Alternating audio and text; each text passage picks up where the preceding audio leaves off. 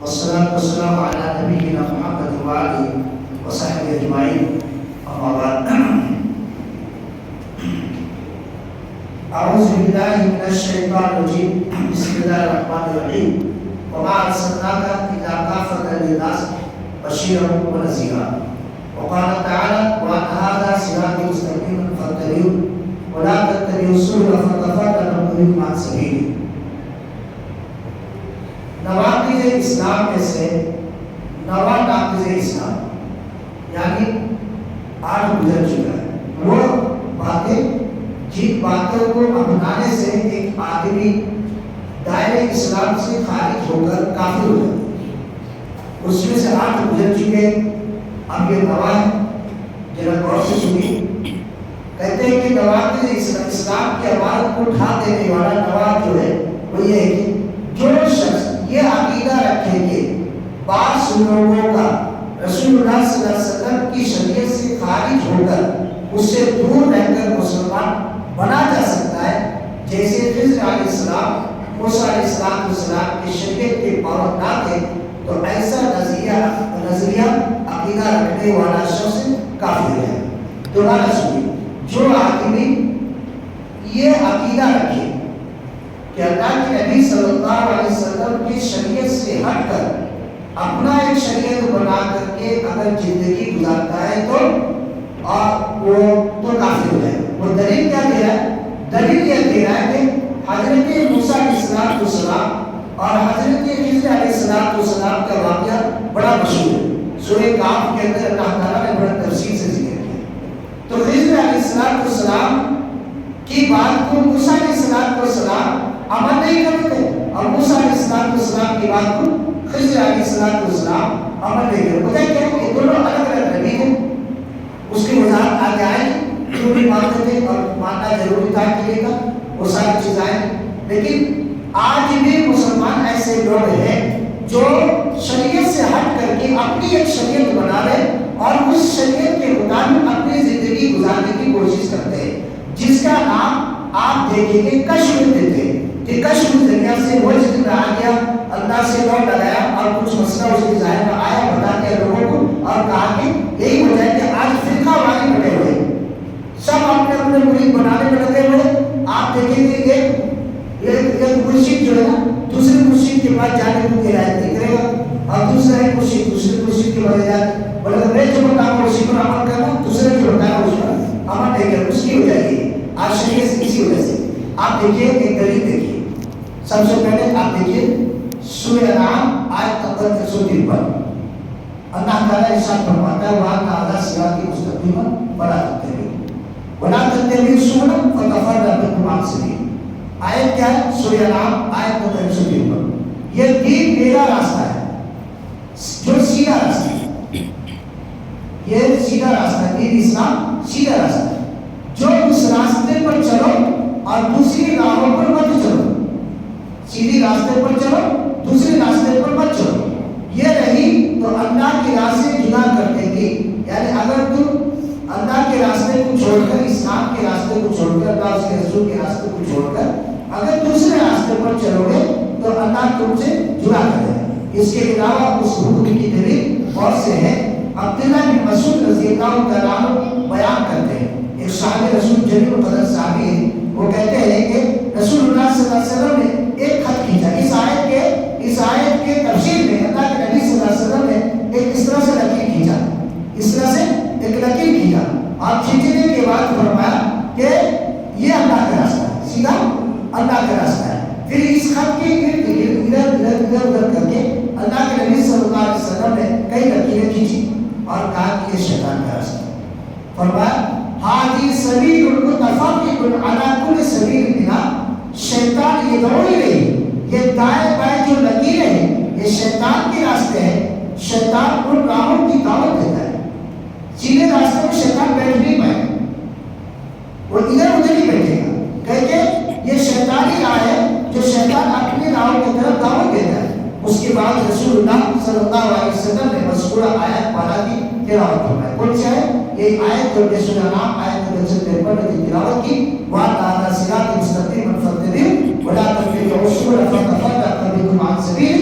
اس آیت کے ذریعے اس آیت اور حدیث سے معلوم ہوتا ہے جو شخص شریعت محمدی سے بے رغبتی اختیار کرے یا اپنے آپ کو شریعت سے مستغنا سمجھے، یعنی اگر وہ کہتا ہے کہ مجھے شریعت کی ضرورت نہیں ہے، اللہ کے نبی صلی اللہ علیہ وسلم کی بات کی ضرورت نہیں ہے، وہ دراصل مسلمان ہی نہیں۔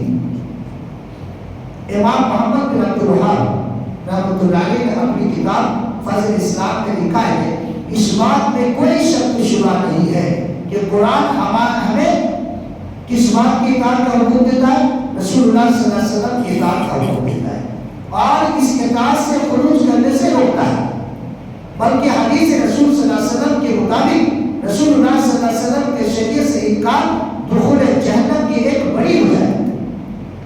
حدیث سے انکار کرنے کی وجہ سے حضرت ابو ہریرہ رضی اللہ عنہ بیان کرتے ہیں کہ رسول اللہ صلی اللہ علیہ وسلم نے فرمایا میری ساری امت جنت میں جائے گی، کل امتی یدخلون الجنہ، میری ساری امت جنت میں جائے گی سوائے اس کے جو انکار کرے۔ آج کے دور کے اندر کون ایسا مسلمان ہے جو اللہ کے نبی صلی اللہ علیہ وسلم کا انکار کرتا ہو؟ کوئی اس بات پہ یقین کر سکتا؟ نہیں کر سکتا، لیکن وہ کرتا ہے۔ کیسے کرتا ہے؟ آپ دیکھیے اس کے جو انکار کرے عرض کیا ہے۔ صحابہ کرام کے ذہن میں بھی وہی بات ہے، مسلمان ہو، کلمہ شہادت پڑھا ہو، اللہ کے نبی صلی اللہ علیہ وسلم پر ایمان رکھا ہو، پھر اللہ کے نبی صلی اللہ علیہ وسلم کی انکار یہ امت کیسے کر سکتی ہے؟ اللہ کے رسول صلی اللہ علیہ وسلم نے ارشاد فرمایا اے اللہ کے رسول صلی اللہ علیہ وسلم جنت میں جانے سے کون انکار کرے گا؟ کوئی نہیں کرے گا۔ اللہ کے نبی صلی اللہ علیہ وسلم اس کی تفسیر کرتے ہیں من اطاعنی دخل الجنہ ومن عصانی فقد ابا، جو شخص میری اطاعت کرے گا تو وہ جنت میں جائے گا اور جو میری نافرمانی کرے گا وہ کہاں جائے گا؟ تو ایسا ہی ہے کہ جیسے اس نے جنت میں جانے سے انکار کر دیا۔ یہ حدیث بخاری کی ہے۔ شریعت محمدیہ کو چھوڑ کر دیگر دینوں مذہبوں میں جانے کی ضرورت بھی کیا ہے؟ کیا ضرورت پڑی ہے؟ پوری مکمل شریعت آپ کو ملی۔ اللہ کے نبی صلی اللہ علیہ وسلم کی زندگی میں ہمارے زندگی کے ہر مسائل کا حل اللہ کے نبی صلی اللہ علیہ وسلم کی زندگی میں ہے، تو پھر اس زندگی کو چھوڑ کر ان اماموں کے، ان مریدوں کی، ان خلیفوں کے زندگی میں ہمارے لیے کیا نمونہ ہے؟ کچھ نہیں۔ کس کی زندگی میں نمونہ ہے؟ اللہ کے نبی صلی اللہ علیہ وسلم۔ اللہ تعالیٰ نے قرآن مجید کے اندر فرمایا وَنَزَّلْنَا عَلَيْكَ الْكِتَابَ تِبْيَانًا لِكُلِّ شَيْءٍ، سورۃ نحل آیت نمبر 79۔ اللہ نے فرمایا ہم نے اس کتاب میں جو تیری طرف نازل کی ہے ہر چیز اس کی وضاحت بیان کرتی ہے۔ اللہ کے نبی صلی اللہ علیہ وسلم نے پوری بات بتائی۔ ایک دفعہ نبی کریم صلی اللہ علیہ وسلم نے سید عمر فاروق رضی اللہ عنہ کو ہاتھ میں تورات کے چند اوراد دی۔ تورات آسمانی کتاب میں سے کتاب کس پر نازل کی گئی تھی؟ اس پر موسیٰ علیہ السلام پر۔ کہتے ہیں کہ تورات کے چند اوراد حضرت عمر فاروق رضی اللہ عنہ لے کر پڑھ رہے۔ اللہ کے نبی صلی اللہ علیہ وسلم دیکھے تو فرمایا اے عمر کیا آپ بھی ان چیزوں کی متلاشی؟ ایک نبی کی کتاب ہے اور بھی اللہ کی طرف سے نازل کردہ کتاب ہے، ایسی کتاب کو پڑھنے پر اللہ کے نبی صلی اللہ علیہ وسلم فاروق سے کہہ دیا کیا قرآن اور حدیث کے علاوہ کیا ہم تورات کی کوئی ضرورت ہے؟ تو اللہ کے نبی صلی اللہ علیہ وسلم فرمایا یہ ایک فرمایا کہ اے عمر میں تمہارے پاس ایک صاف شفاف دین لے کر آیا، صاف ستھرا دین، کوئی الٹ پلٹ نہیں ہے، کوئی شک و شبہ نہیں ہے، صاف ستھرے دین، پانی کی طرح اور پھر سورج کی طرح روشن ہے وہ۔ کہا کہ اگر موسیٰ علیہ السلام زندہ ہوتے اور تم ان کی اطاعت کرتے مجھے چھوڑ دیتے تو تم گناہ ہوتے۔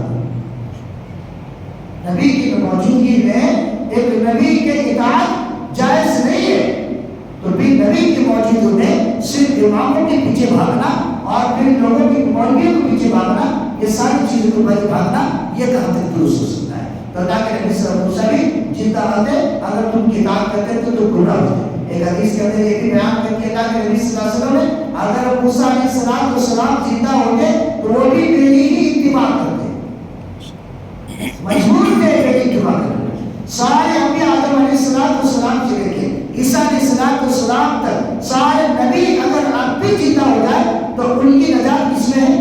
اللہ کے نبی صلی اللہ علیہ وسلم کی اطاعت ہے۔ ان الفاظ کو سن کر عمر بن خطاب رضی اللہ تعالیٰ عنہ تھے، وہ بھی تھے امیر المومنین عمر بن خطاب جو صحابی نبی کی بات کو کیسے انکار کر سکتے؟ فوراً کہا رضیت باللہ ربا وبالاسلام دینا وبمحمد نبی، میں اللہ کو رب مانتا ہوں، اسلام کو دین مانتا ہوں اور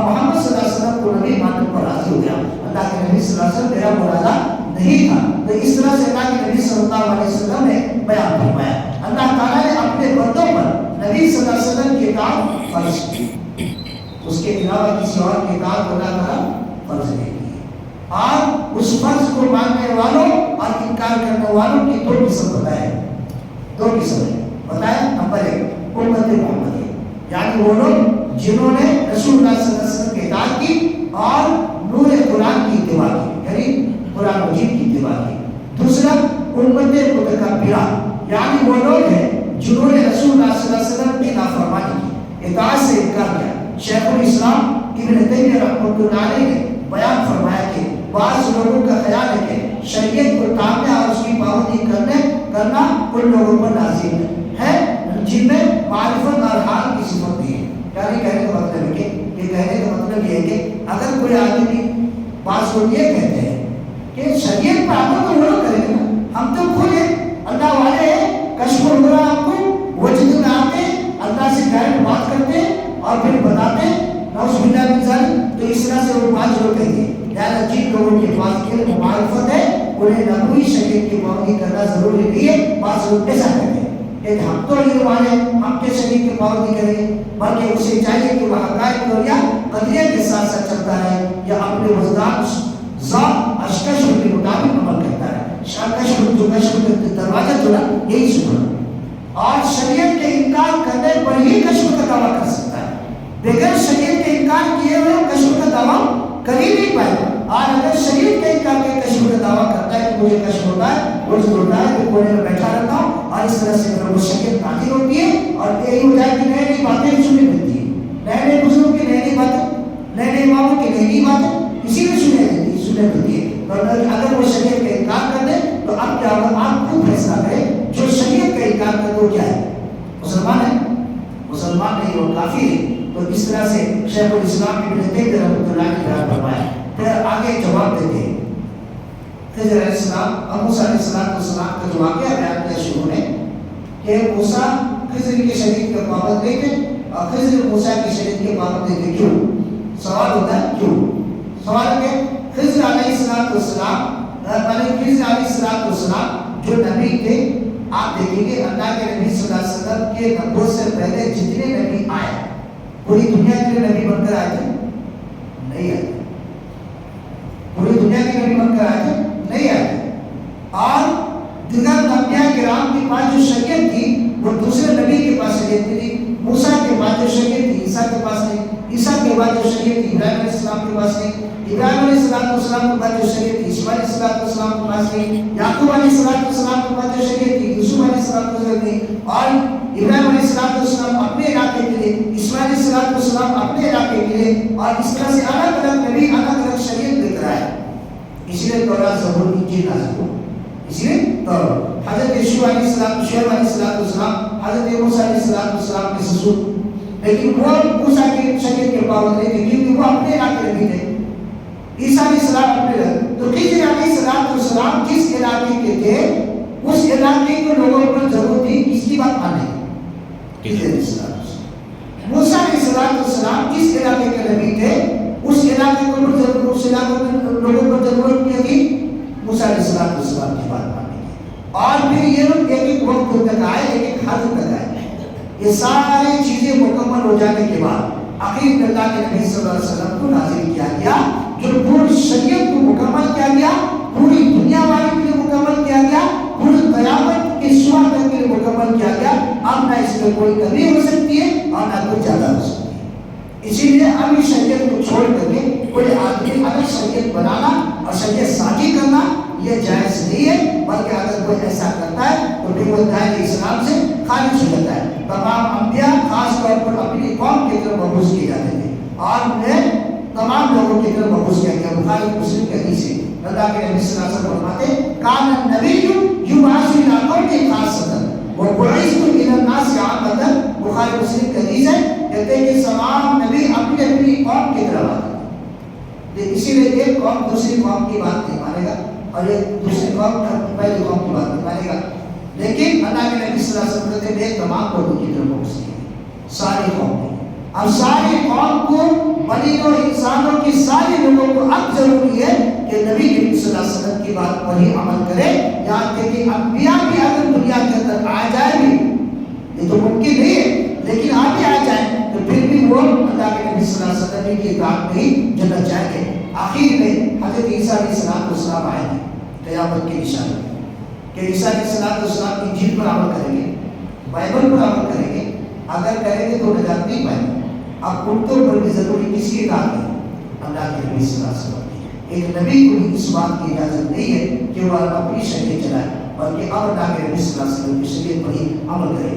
اس مسئلے کی وضاحت کے بعد یہ دعویٰ کرنا جائز نہیں ہے کہ جیسا کہ کہا کہ صوفیہ کے نظریہ ہے، یعنی صوفی اس جو نقشبندی سہروردی یہ جو ہوتے ہیں، جو صوفیہ کا نظریہ ہے کہ وہ شریعت محمدیہ کے پابند نہیں ہے. صاف ستھرا یہ بات کہتے ہو بازار کا. اور یہ لوگ قرآن کے ایسے آیت سے غلط استدلال کرتے ہیں جس پر اللہ تعالیٰ فرماتا ہے وَاعْبُدْ رَبَّكَ حَتَّىٰ يَأْتِيَكَ الْيَقِينُ، اپنے رب کی عبادت کرو حتیٰ کہ یقین آ جائے. یقین آ جائے کا مطلب یہاں پر جو یہ لوگ جو تفسیر کرتا ہے اپنے من کیسے، حالانکہ اس یقین سے مراد کیا ہے؟ دنیا کے ہر معاملے میں آدمی جھوٹا ثابت ہو سکتا ہے، لیکن ایک معاملے میں سارے مسلمان ہو، کافر ہو، نبی ہو، عام انسان ہو، ولی ہو، امام ہو، حافظ ہو، قرآن ہو، محدث ہو، مفسر ہو، جو بھی ہو ایک بات پر سب سچے. کس بات پر؟ موت. کسی کو اس کا انکار موت آنی ہے. مفسرین نے سلف صالحین نے جو تفسیر بیان کی کہ وہ کیا کیا ہے، وہ یہی کی تفسیر کیا کہ موت. اس آیت سے مراد کیا ہے؟ موت ہے. یہ سورہ حجر آیت نمبر 99 ہے وَاعْبُدْ رَبَّكَ حَتَّىٰ يَأْتِيَكَ الْيَقِينُ. لیکن اس آیت کو کیسے ان لوگ تروڑ کر کے بتا دیا کہ اپنے رب کی عبادت کرو حتیٰ کہ یقین آ جائے. مطلب ہے کہ ایسا جھوما کہ اللہ سمجھ آ جائے. اب تو کوئی شریعت کی ضرورت نہیں. تو اس طرح سے ان لوگ تفسیر کیا. یہ صوفیہ یقین سے مراد علم معرفت دیتے اور کہتے کہ ہمیں کشف معرفت سے علم حاصل ہو گیا ہے لہٰذا اب شریعت کی پابندی ضروری ہے. ایسی بات کہنا کفر و نفاق ہے. تمام مفسرین کے نزدیک یقین سے مراد اختتام زندگی یعنی موت ہے. موت آ جانے تک عبادت کرتے رہو. اس آیت سے مراد یہ نہ کہ اور بزرگ صوفیہ نے کہا ہے. علامہ ابن قیم جوزی رحمۃ اللہ علیہ نے کیا خود کہا کہ رسول اللہ صلی اللہ علیہ وسلم کے قول کو کسی شخص کی رائے کی وجہ سے سرکشی کرتے ہوئے رد کرنا کفر نہیں اور کیا ہے. تم بھی اپنے اقوال و اعمال کو دیکھو، جانچو، پڑتالو کہ ہمارے اعمال ہم جو عمل کر رہے ہیں، جو عبادت کر رہے ہیں وہ نبی کریم صلی اللہ علیہ وسلم سے ثابت ہے یا نہیں ہے. اگر ہے تو پھر اپنے اعمال کو قبول ہونے کے لیے تیار ہو جائے، اور اگر نہیں ہے تو توبہ کر کے اپنے اللہ کے نبی صلی اللہ علیہ وسلم کے اعمال کی طرف اور نبی کریم صلی اللہ علیہ وسلم کے فرمان کی طرف اللہ کی طرف فرمان کی طرف. ہمارے اور تمہارے درمیان کوئی لڑائی جھگڑا نہیں. صرف اسی ایک بات پر لڑائی جھگڑا ہے کہ ہم جو عمل کر رہے ہیں قرآن کی آیت سے ثابت کر دو یا اللہ کے نبی صلی اللہ علیہ وسلم کے فرمان سے ثابت. فلاں امام، فلاں بزرگ، فلاں ولی، فلاں انسان ایسا کہا ویسا کہا، فلاں جگہ ایسے کرتے ہیں، مکہ مدینہ ویسے کرتے ہیں، سعودی، کوئی ضرورت نہیں. ہمارے لیے دلیل کیا ہے؟ اللہ کے نبی صلی اللہ علیہ وسلم کا فرمان ہے اور اللہ کے نبی صلی اللہ علیہ وسلم کا سنت ہے اور قرآن مجید کی آیت ہے. اگر اس سے کوئی دے تو ٹھیک ہے، ایسا نہ ہو کہ تم بھی نقصان کو گھاٹا اٹھانے والوں میں سے ہو جاؤ. قائد کرام جب قول رسول صلی اللہ علیہ وسلم رد کرنا، سرکشی انکار کرنا کفر کہلائے گا تو شریعت سے بالکل نکل جانا یہ کیا کہلائے گا؟ یہ بھی کفر کا راستہ ہی دکھائے گا. اللہ تعالیٰ سے دعا ہے کہ اللہ تعالیٰ ہم سب کو اللہ کے نبی صلی اللہ علیہ وسلم کی شریعت پر مرتے دم تک رہنے کی توفیق عطا فرمائے. ہمارا ہر اعمال اور اقوال اللہ کے نبی صلی اللہ علیہ وسلم اور قرآن مجید سے ثابت کرنے اور اس پر ہی عمل کرنے کی توفیق عطا فرمائے. آمین. سبحان اللہ و بحمدہ.